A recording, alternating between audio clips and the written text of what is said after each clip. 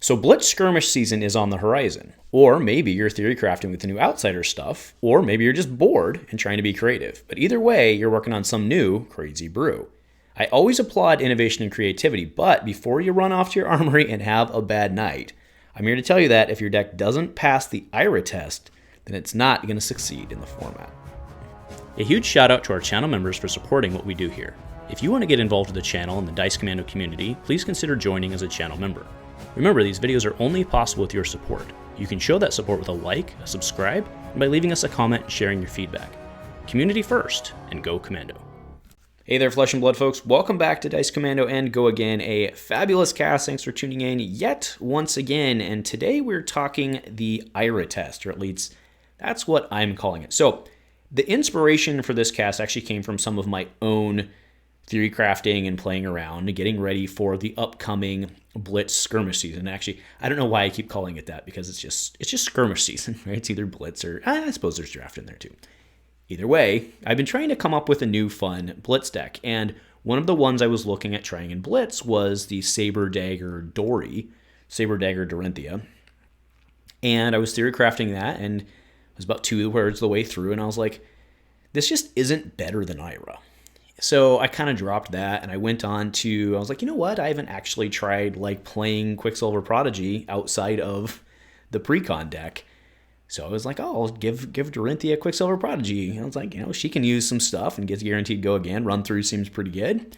And I was kind of just running into the same problem where I was like 2/3 of the way through the deck. It's not that the deck was bad. It's just I was looking at it. I'm like, this is not, it's just not better than Ira, right? Why go through all this work when Ira can do basically effectively the same thing with a blue 0 and a 1/5? And that led me to really just thinking about it that, Ira kind of is the test, right? Can your deck beat Ira? Or maybe not can your deck beat Ira. That's a bad way to say this, but is your deck functionally better or more consistent or easier than Ira? And I think that's what I'm calling the Ira test. And see, the reason I'm saying that is this. In 2021, Ira was easily the standout best Blitz hero. She logged 260 points that year. However, in 2022, she only earned 48 points, putting her in 13th place. And this goes to show how much the Blitz format has evolved into a volatile, combo-heavy, and OTK-type format. Ira remains one of the best Valor heroes in the entire game, right? Her ability to give her second swing, however that is, +1 attack, is massive. The value and consistency, though, that earned her wins in the past are very clearly no longer suitable in the Blitz format. And that's why, as I see it, Ira sets the minimum bar that a deck should compare itself to in Blitz. And to be blunt, if your deck isn't better than Ira, it just isn't going to do well in the format, right? And that's why, like I said, I was 2/3 of the way through my list, and I was like, this is cool, but it's just not going to, why would I go through all the work to do the same thing Ira can do with 2 cards? Now, to clarify, I'm not saying she's the gatekeeper, right? We use that deck a lot, like, if you can't beat it, you can't compete. And I suppose that's a little bit what I'm saying, but I don't, again, mean can it beat Ira? What I mean is, does your deck have better value or performance than Ira, or does it have more explosivity than her? Because if it doesn't, then it's not going to do what you want it to do. So to highlight what I mean here, let's go ahead and take a look at the basic Dorinthea Saber Dagger build, right? So you start off with your Cintauri Saber threatening 2/3, and then you have 1 card from hand, preferably like a Blade Runner or something like that gives it go again. Either way, whether it's Blade Runner or something else, you need a card to be able to give it go again so that you can swing with your dagger, which immediately then gets go again, and then you have something open, right? But at a very minimum, you're looking at a 2-card hand that facilitates 2 attacks for 6 or 7 total damage-ish, and that one of those cards has to be a 3-pitch. I suppose it doesn't have to be if you're using like Glint or something, but then in that case, it's a blue anyway, right? So I think functionally, you understand what I mean, that you're looking at a minimum 2-card hand, one of which has to be a 3-pitch. And then if you look at Kadachi Ira, again, for that 2-card hand, with one of them being blue, you have Kadachi for 1, Kadachi for 2, and then any 1/5 or a 0/4. And if you do the quick math on that, it's 8 total damage with 3 attacks, which is better than less damage with less attacks. And again, coming from a 2-card hand, one of which needs to be blue, and technically if you're doing a 0-4, it could be a yellow. Yes, you're sacking a damage there in that case, but you're also more flexible on your pitch card. Now, one can make the argument, well, I still have Go Again with Saber, Dagger, Dory, which is true, but then you're looking at a 3-card hand, and if you ask yourself in that case, what could Ira do with another 0-4, like Soulbead Strike or something like that, she really still ekes out the win in that scenario.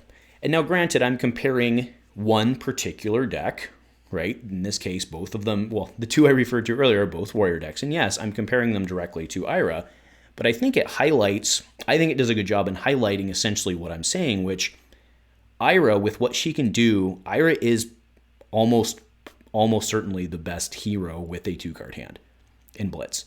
I think that's a fair statement. Maybe Oldhim with Ice Hammer, I suppose, because that's a 1-card hand. So that's fair.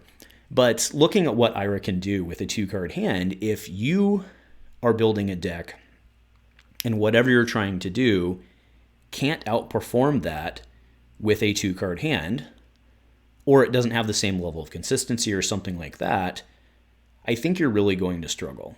And there was, I even look at and again, I'm on Dorinthea, that's me, you know me, that's me. But you look at Dorinthea axes, which is really cool because you could in theory go axe, axe, axe. That's a lot of cards, and that's a lot of resources to really do something very functionally the same as what Ira can just do naturally with her Kodachi line. Now, there are probably warriors out there screaming at the screen. I get it. Well, attack reactions and stuff like that, fair enough. That's fair. That is what warrior does.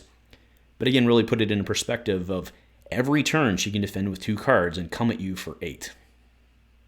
Right? Assuming it's a 1-5, which is pretty doable. There's a lot of good 1-5s out there with combo even to pair with Flick Flack for the defense. Very good. It's very hard to mess with that. Plus it forces blocks because of Mask of Momentum.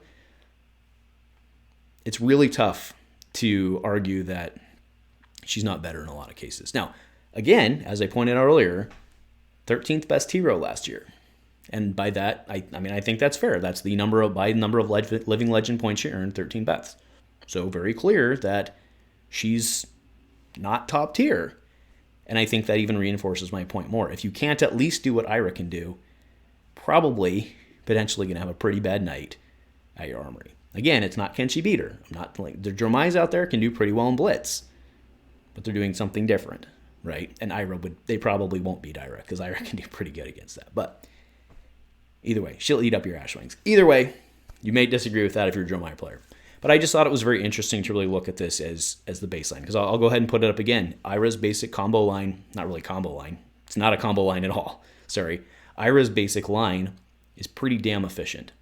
And if you can't out-efficient or out-consistency Ira, probably need to look somewhere else. So anyway, just sharing my thoughts for what they're worth, right? I know a lot of us are doing a lot of theory crafting soon, and we're headed into Blitz skirmish season. See, I did it again. Anyway, those are just my thoughts. Let me know in the comments. Agree, disagree? Let me know. Go Commando.